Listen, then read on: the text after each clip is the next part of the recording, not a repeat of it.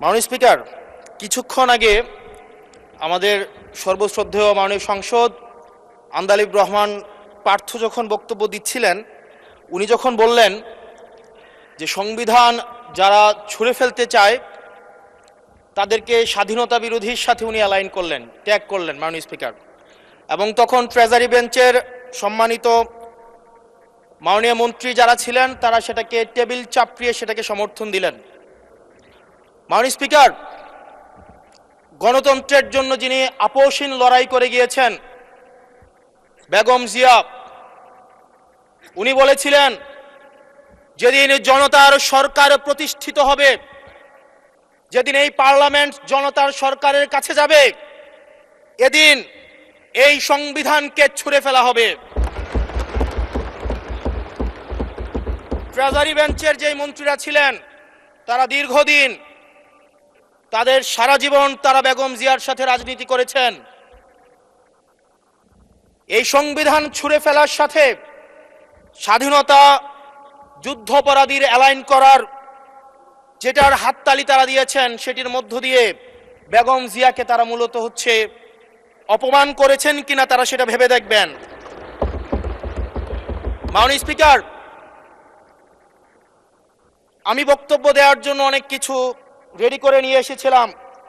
আমরা, আইনমন্ত্রী বলেছেন রুশু পড়ার জন্য, তারপরে হবস পড়ার জন্য, মদিনা সনদ পড়ার জন্য পড়েছিলাম, কিন্তু আন্দালিব রহমান পার্থ সাহেব যে বক্তব্য দিয়েছেন, আমরা ক্লাস 8-9-এ যে ডিবেট করতাম সেটি রিভার্টাল দিলে 20 মিনিট সময় লাগবে। মাননীয় স্পিকার, আমি ওনার বক্তব্যের রিভার্টাল দিচ্ছি। উনি বলেছেন যে আমি কোট করছি, উনি বলেছেন ৭২-এর সংবিধানের কিছু কিছু বিষয়কে ওনারা সম্মান দিয়েছেন। তার মানে কিছু কিছু বিষয়কে ওনারা সম্মান দেয় নাই। তার মানে এই অভ্যুত্থানের পরে এই সংবিধানের কিছু অংশ ওনারা মেনেছেন, কিছু অংশ ওনারা মানেন নাই। ওনারা কেবল ওই অংশটাই মেনেছেন যে অংশটা ওনাদের পক্ষে গিয়েছে, যে অংশটা ওনাদের বিপক্ষে গিয়েছে এই অংশটা ওনারা মানেন নাই। মাননীয় স্পিকার, এই ধরনের প্রকৃতি সম্পন্ন যারা আছে বাংলাদেশের পার্লামেন্ট, যারা দেখছেন তারা সিদ্ধান্ত নেবেন। যারা কখনো কখনো কনফরমিস্ট, যারা কখনো কখনো রিফর্মিস্ট, তারা মূলত অপরচুনিস্ট। এখন আমি সংবিধানের কিছু কিছু ধারা মানব, কিছু কিছু ধারা মানব না। আমি কখনো কখনো সাংবিধানিক, কখনো কখনো আমি অসাংবিধানিক।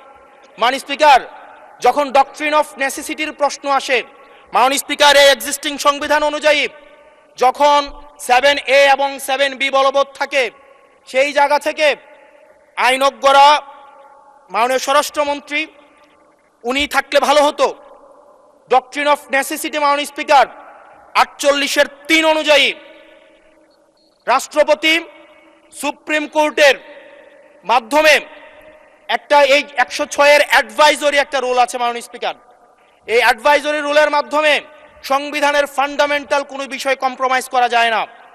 মাননীয় স্পিকার, যদি আমি এই সংবিধান মানি তাহলে এই অন্তর্বর্তীকালীন সরকারের বৈধতা প্রশ্নবিদ্ধ হয়। মাননীয় স্পিকার, মাননীয় স্পিকার, যদি এই সংবিধানকে আমি ধারণ করতে চাই, মেনে চলতে চাই, সেদিন 64 বিধি অনুযায়ী অ্যাটর্নি জেনারেল নিয়োগ দেওয়া হয়েছিল 6 আগস্ট। মাননীয় স্পিকার, এই সংসদে প্রশ্ন রাখতে চাই, তৎকালীন বর্তমান রাষ্ট্রপতি চুপ্পু, তখন বলা হয়েছে অ্যাটর্নি জেনারেল নিয়োগ দেওয়ার ক্ষেত্রে প্রধানমন্ত্রীর সাথে আলোচনা করতে হবে। সেদিন কোন প্রধানমন্ত্রীর সাথে আলোচনা করা হয়েছিল সেটা আমাদেরকে অ্যাটর্নি জেনারেল জানাবেন। আমাদেরকে অ্যাটর্নি জেনারেল জানাবেন যেই হিয়ারিংটা হয়েছিল এই হিয়ারিংয়ে উনি উপস্থিত ছিলেন কিনা। তখনকার সময় যিনি প্রধান বিচারপতি ছিলেন ওবায়দুল হক, তিনি তখন কোথায় ছিলেন, সেই রায়ের কপিটা আমরা দেখতে চাই। মাননীয় স্পিকার, মাননীয় স্পিকার, আপনি যখন বেগম জিয়াকে 6 আগস্ট সর্বপ্রথম ছাত্র জনতা যখন সিদ্ধান্ত নিয়েছিল আর এক মুহূর্ত বেগম জিয়াকে কারাগারে থাকতে দিবে না, বেগম জিয়াকে রাষ্ট্রপতির আদেশের মধ্য দিয়ে বেগম জিয়াকে সেদিনই কারাগার থেকে যেই জুলুমের মধ্যে রাখা হয়েছিল সেটা থেকে ছাত্র জনতার রায়ের মধ্য দিয়ে সেখান থেকে বের করে আনা হয়েছিল। মাননীয় স্পিকার, যদি এই সংবিধানকে বাইবেল ধরে নেই, এই সংবিধানকে যদি গসপেল ধরে নেই, এই গসপেলের পুরোহিত অনুযায়ী যেভাবে ভ্যাটিকান সিটি চলে সেটা যদি আমরা ধরে নেই, তাহলে মাননীয় স্পিকার সেদিন বেগম জিয়া জেল থেকে বের হতে পারেন না। মাননীয় স্পিকার সেদিন বেগম জিয়া জেল থেকে বের হয়েছিল অভ্যুত্থানের জনরায়ের ভিত্তিতে। মাননীয় স্পিকার আপনারা বলছেন আপনারা ঠিক সেই জায়গায় আপনারা সংবিধানকে আপনারা মানছেন যেই জায়গায় সংবিধান থেকে আপনারা বেনিফিটেড হবেন। মাননীয় স্পিকার গ্রামের ভাষায় কথা আছে, বলতে চাই না, যে গাং পার হইলে মাঝি কোন দুলা ভাই। ছাত্ররা আপনাদের নেতা কর্মীরা গত 17 বছর ধান খেতে ঘুমাইতে হয়েছে, ত্যাগ তিতিক্ষার মধ্য দিয়ে যেতে হয়েছে। মহাসচিব কান্না করে বলেছে তাদের নেতা কর্মীরা ঢাকায় এসে রিক্সা চালিয়ে জীবন নির্বাহ করত।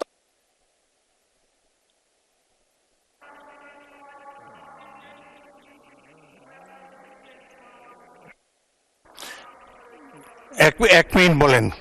মাননীয় স্পিকার আজকে দেখেন, আজকে লক্ষ লক্ষ নেতা কর্মী তাদের রক্ত দিয়েছে।